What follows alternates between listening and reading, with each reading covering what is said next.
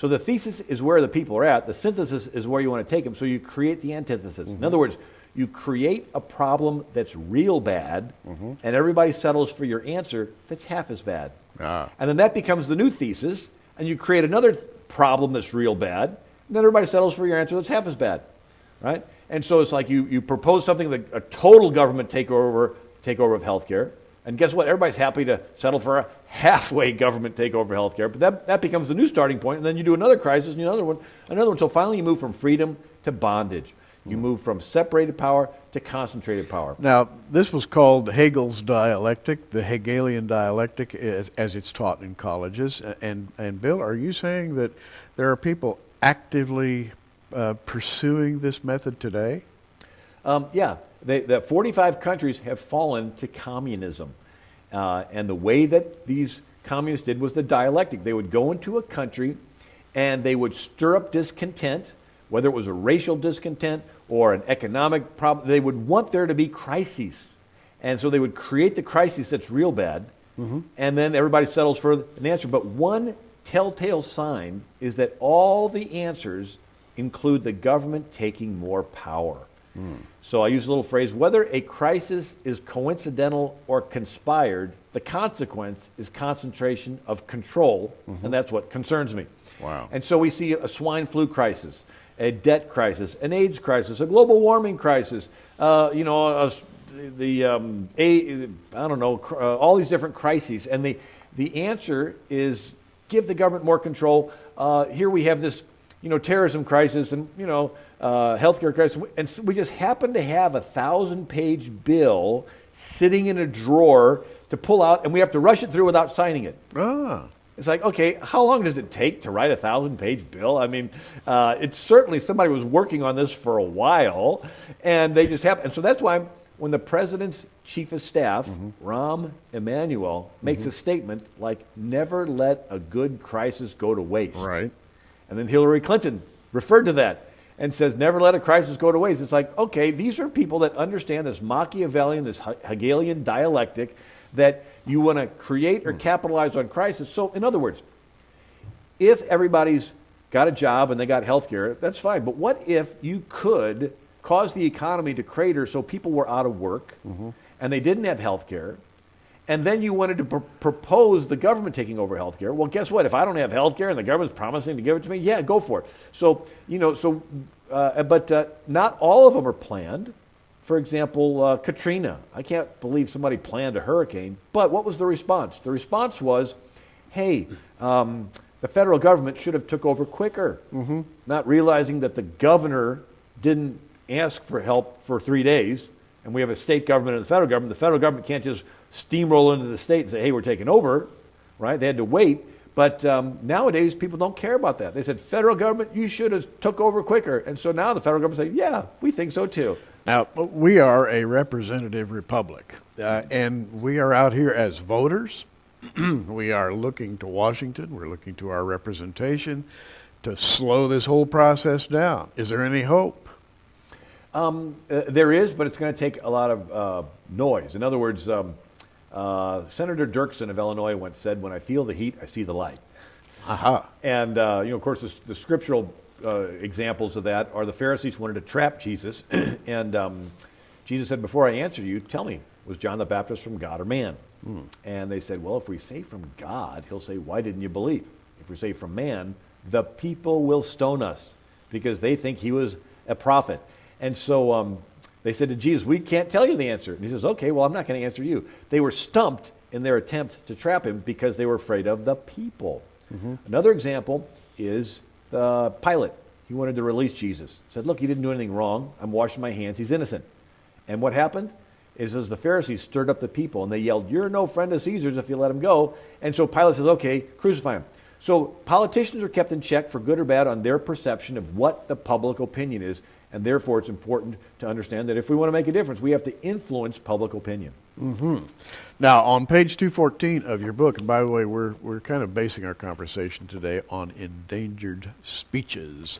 And boy, is speech ever endangered.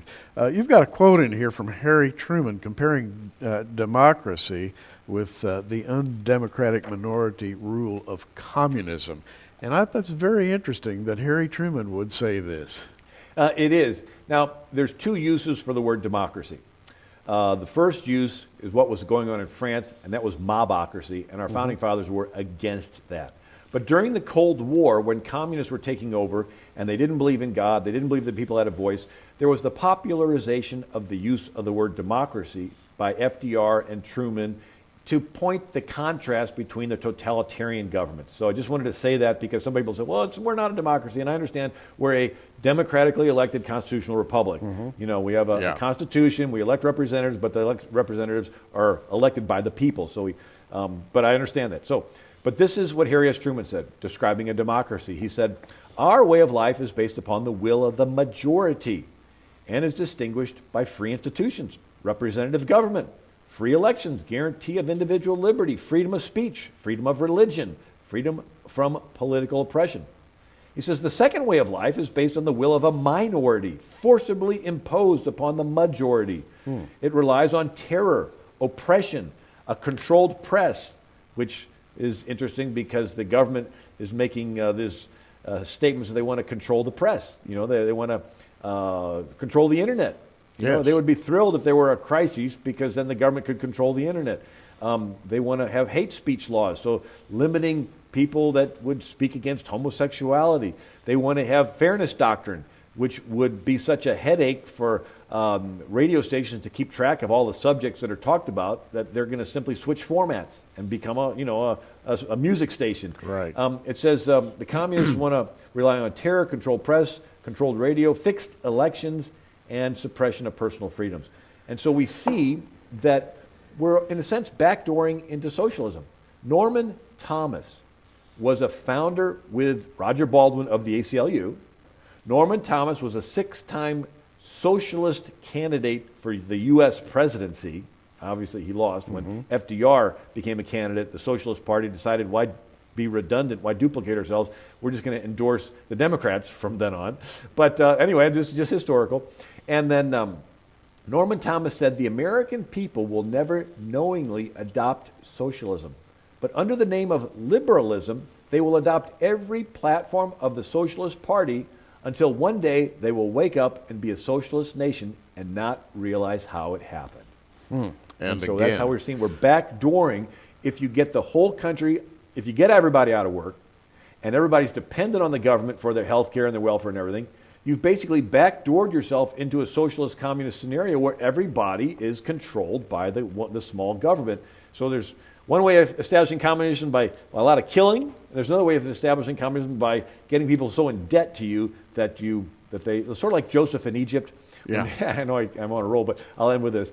But there was a crisis in Egypt with a famine, and the people came to Joseph and said, okay, we don't have food, we'll give you our farms, we'll give you our cattle. Then they come back the next year, we'll give you our lives, we'll give you our kids. And then they said, okay, we'll be slaves of the king, to Pharaoh, just give us something to eat. So the crises caused them to surrender their liberties and become dependent on, and that's sort of backdooring what we're doing, backdooring into the... You're listening to Bill Federer, and I could listen to him for another hour if we had the time. I want to ask you one final question, and this question is aimed at you, our audience. What can we do right now to reverse this course? Well, make your will known quickly. America, the country is controlled by laws. Laws are controlled by politicians. Politicians are controlled by voters. Voters are controlled by public opinion. You can't vote for what you don't know about. The only thing you know about them is what the media tells you. So public opinion is controlled by the media and education. So whoever controls media and education controls the country. Wow. Sort of like in a home. It doesn't take little Johnny long to realize, well, Daddy's got the final say, but I got to go through Mommy to get to Daddy. Or I got to nag big sister who'll go nag Mommy, and then Mommy will go and pull Daddy's chain. If this little innocent kid can figure out where the power sits and how to manipulate, it's not hard to realize somebody's figured out in America the power sits with the laws. Well, how do you get there? Through politicians. How do you get them? Through voters, through public opinion, through the media and education. That's why we've relinquished those areas, and we need to reclaim them if we want to resort to having an influence on the country. And if you'd like to pursue all this reasoning and much, much more, the book is Endangered Speeches, and the author is William J. Federer. And Bill, thanks for being here today. Thank you, Gary. And this has been another Prophecy in the News update.